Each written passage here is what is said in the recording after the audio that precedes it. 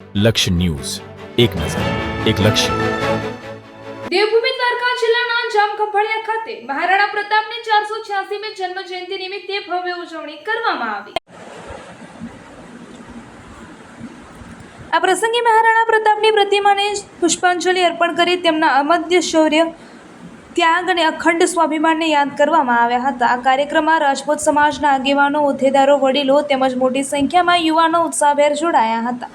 આ અવસરે પૂર્વ મંત્રી શ્રી ધર્મેન્દ્રસિંહ જાડેજા, જામનગર જિલ્લા રાજપૂત સમાજના પ્રમુખ શ્રી પી.એસ. જાડેજા, જામખંભાળિયાના રાજપૂત સમાજના પ્રમુખ શ્રી નટુભા જાડેજા, ઉપપ્રમુખ શ્રી મયુરસિંહ જાડેજા, મંત્રી શ્રી રાજદીપસિંહ સરવૈયા તેમજ સહમંત્રી શ્રી હિતેન્દ્રસિંહ ઝાલા સહિતના આગેવાનોએ ઉપસ્થિત રહી મહારાણા પ્રતાપના આદર્શોને જીવનમાં આત્મસાત કરવાની અપીલ કરી હતી.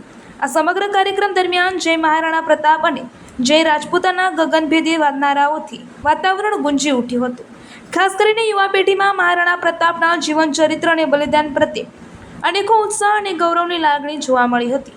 મહારાણા પ્રતાપ માત્ર એક રાજા નહોતા, પરંતુ સ્વાભિમાન, સ્વતંત્રતા અને અડગ સંકલ્પના જીવન પ્રતીક હતા. તેમનું જીવન આજે પણ દેશભક્તિ અને આત્મગૌરવનો પ્રેરણા સ્ત્રોત બની રહ્યું છે.